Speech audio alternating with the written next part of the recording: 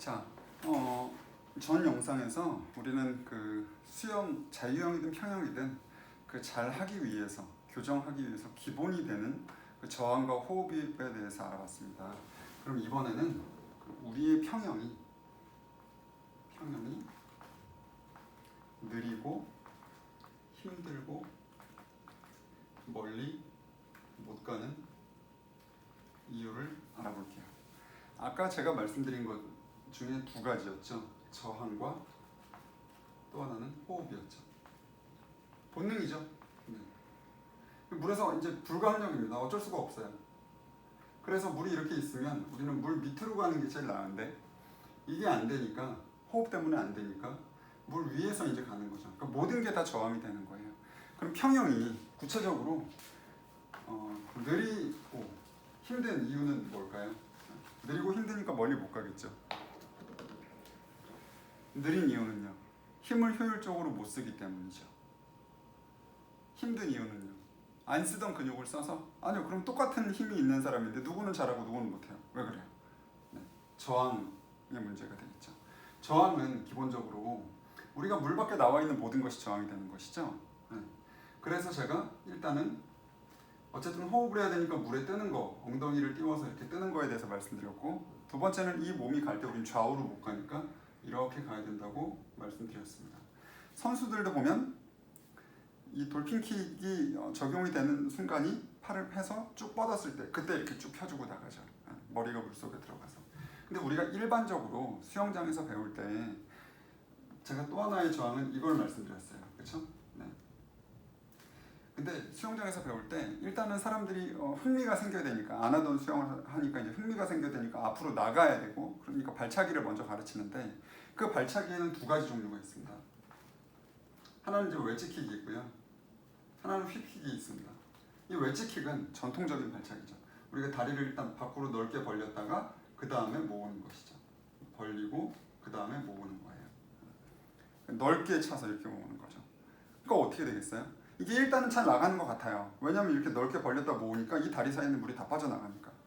근데 이 발차기는 수평에서 움직임이 생깁니다. 이렇게. 그렇죠? 네, 밑으로 차는 게 없어요. 그냥 이렇게 차버려요.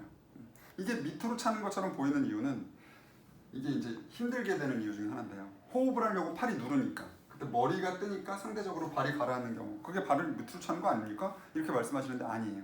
기본적으로 그 발차기의 모양은 이게 수평의 움직임이 맞는 거고, 스트림라인이 형성이 안 되는 겁니다. 그렇죠? 머리가 떠 있으니까. 네. 이 발차기가 이제 전통적인 웨지킥이고요. 휙킥은 요즘은 여기서 그냥 제가 접었다가 이렇게 차는 것처럼, 네, 그냥 엉덩이 쪽으로 접었다가 밑으로 내려 차는 것이죠. 밑으로 내려 차더라도 발은 이렇게 엄지발가락을 제가 모으는 느낌으로 차라고 말씀드렸는데, 그 이유가 뭐냐면, 휙킥은 이렇게 해서 이렇게 모으니까 저항이 심하지만, 이거는 그냥 우리가 걷거나 뛰듯이 무릎을 뒤로 접는데 발 모양이 바깥쪽으로 젖혀져 있잖아요, 개구리처럼. 그러니까 여기서 접었다가 내려 차더라도 실제로는 이 발이 바깥쪽으로 나오면서 무릎이 살짝 벌어질 수밖에 없어요. 거기서 그냥 이렇게 모으듯이 그냥 차주면 되는 것이죠. 이 움직임은 이 웨지킥에 비해서, 웨지킥 넓게 벌릴 때 이 고관절에 무리가 가고요, 또 하나는 모을 때 무릎 내측인데 무리가 갑니다. 그러니까 멀리 못 가요. 그래서 이 발차기보다 이 휙킥이 훨씬 더, 처음에 이걸로 사실 시간이 좀 걸리더라도 가르치면 굉장히들 편하게 하실 텐데, 수영장에서 사실 그 수영 강사 선생님들이 그 작은 페이를 받고 그렇게 그 열정을 다해서 사실 가르치기는, 또 사람들이 사실 상당 기간 또 수영을 해야만 또 느는 것도 사실이고요, 운동을 안 하시던 분들은. 그래서 휙킥을 가르치면 훨씬 더 편안하게 배울 수 있습니다. 그러면 이 휙킥은 접었다가 밑으로 차니까 어떻게 되겠어요? 몸이 떠오르겠죠. 몸이 떠오르면 우리가 호흡을 할 때 팔을 이렇게 누른다고 제가 말씀드렸어요. 처음에 안 될 때. 그러니까 처음에는 머리를 집어넣고 발차기도 이렇게 옆으로 잘 차고, 발차기가 처음에 잘 가니까 머리도 그냥 살짝 들면 호흡이 돼요. 그러니까 수평면으로 계속 타고 갑니다, 평형은. 근데 거기서 또 하나 문제가 뭐냐면, 머리들을 안 집어넣으세요. 머리가 항상 이렇게 떠 있어요. 근데 머리만 떠 있으면 이 자체도 저항이 되잖아요, 물속으로 가는 것보다는.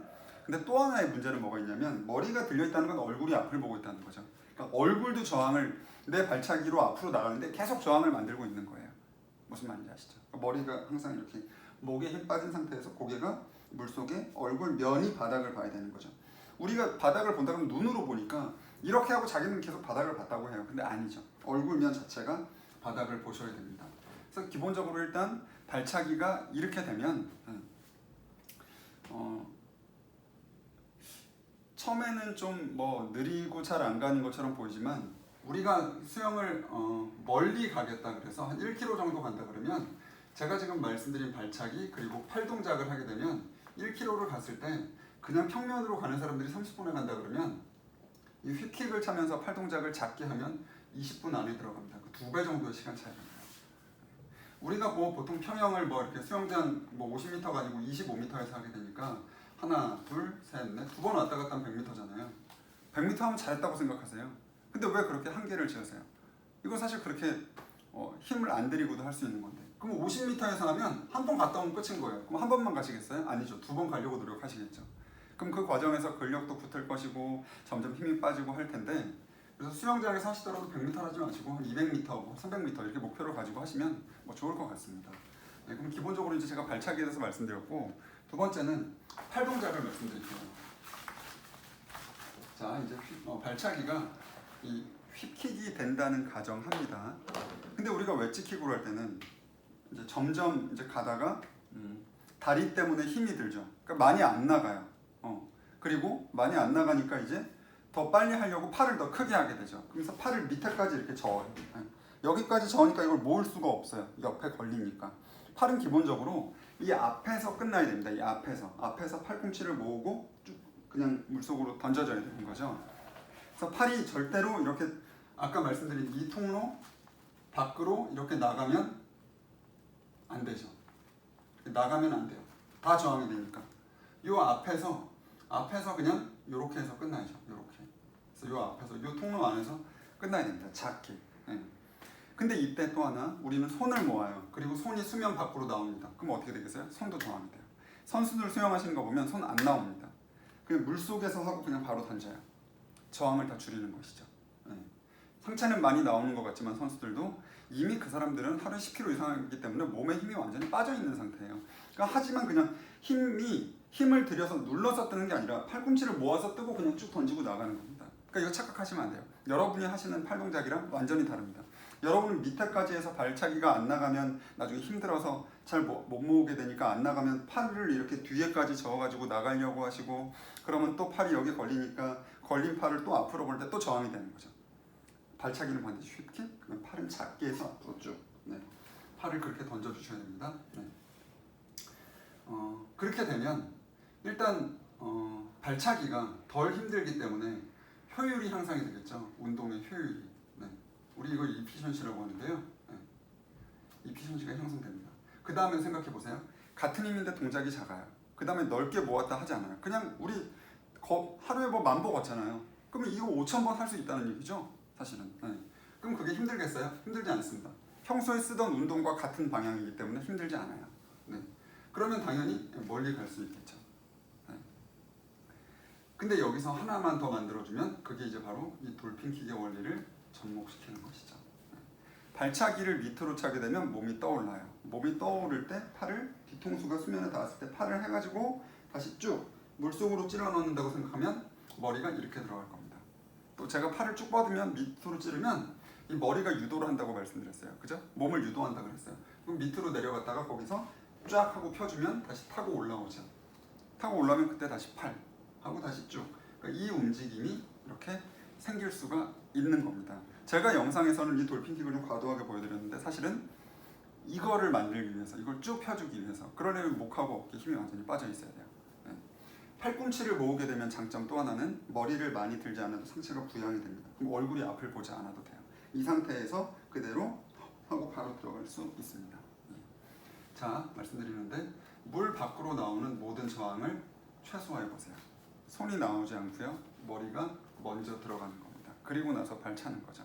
머리가 들어가기 전에 발을 차게 되면 어떻게 되겠어요? 머리가 들어가면서 이것도 다 저항을 받겠죠. 네. 그 다음 발차기, 이 안에서만 이렇게 차게 되면 이 움직임은 걷는 것과 같다. 그러면 힘이 덜 든다. 그 다음에 팔이 들어가니까 속도도 빨라진다. 그러면 당연히 지금과 똑같은 힘이라도 더 빨라지고 힘이 덜 되니까 멀리 갈 수 있겠죠. 네, 그렇게 하면 점점 더 거리를 늘려갈 수 있습니다. 자, 근데 저는 그 영상을 보는 걸 보면 평형이 자유형에 비해서 훨씬 많아요. 저는 이게 굉장히 궁금합니다, 개인적으로. 수영장에서 저는 자유형을 먼저 배웠던 기억이 있는데 평형을 먼저 배우나요? 아니면 여러분이 평형이 더 쉽다고 생각하세요? 아니죠. 평형이 더 어렵죠. 왜? 평형이 더 쉬우면 평형이 제일 빠른 영법이 될 거예요. 그렇게 생각하지 않으세요? 선수들이 평형을 하면 더 빨라야죠. 근데 우리는 크롤로 하잖아요. 왜 그래요? 몸이 나왔다 들어갔다 해야지 호흡이 되는 거잖아요. 자유형은 돌리면 되는 건데. 그러니까 물 밖으로 나왔다 들어갔다는 움직임이 많은 뭐예요? 그게 저항이죠. 그리고 머리를 들기 위해서는 또 발을 또 차줘야 되고 크게 차줘야 되고 동작이 크잖아요. 팔과 다리 동작이 크잖아요. 자유형에 비해서. 그게 뭘 의미해요? 효율이 떨어진다는 거죠. 그 움직임이 다 저항이 될 수 있다는 뜻이니까. 네. 그때 평형은 그래서 킥은 반드시 휘킥으로 교정을 하시라. 이 안쪽으로 물을 차는 걸 느껴서 영상에 나온 대로 이렇게 차시고 팔 동작도 작게 해서 팔꿈치를 모으고 머리는 반드시 발차기를 해서 몸이 떠오를 테니까 뒤통수가 수면에 닿았을 때 팔 동작하고 들어가서 쭉 이렇게 펴주면 힘 빼고 목에 힘 빼고 이렇게 하시면 평형은 훨씬 편하게 할 수 있습니다. 특히 이렇게 팔을 뒤에까지 끌어다 모을 때 여기가 아마 수영 안 하시면 굉장히 아프실 거예요. 그게 없어지죠. 왜? 팔꿈치를 모으니까, 이 뼈를 모으니까. 지금까지 평형이 느리고 힘들고 멀리 못 가는 이유를 해결하는 방법에 대해서 알아봤습니다. 근데 반드시 이것도 물에 뜬 다음에 하시면 훨씬 낫죠. 왜? 인간은 기본적으로 배 모양을 만들어서 앞으로 나가는 거니까요. 여러분이 수영장에서는 다 이것만 보시죠. 그 사람이 평형을 해서 어떻게 가는지 그것도 25m에서만 보신단 말이에요. 그럼 발차고 나가서 그냥 평면으로 부드럽게 이렇게 발 좀 이렇게 그냥 넓게 모아서 차도 25m는 절대 힘들지 않고요. 그 다음에 팔도 그냥 이렇게 넓게 벌려서 이렇게 해도 그 동작이 크기 때문에 몸이 쭉쭉 나가는 것처럼 보여요. 근데 그 영법으로 절대로 멀리 갈 수가 없습니다. 다시 말씀드리지만 1km를 할 때는 기록이 거의 50% 가까이 차이가 납니다. 평형, 본인이 하시는 평형을 한번 잘 고민해 보시고요. 혹시 궁금하신 게 있으시면 댓글로 달아주십시오. 성의껏 답변 드리겠습니다.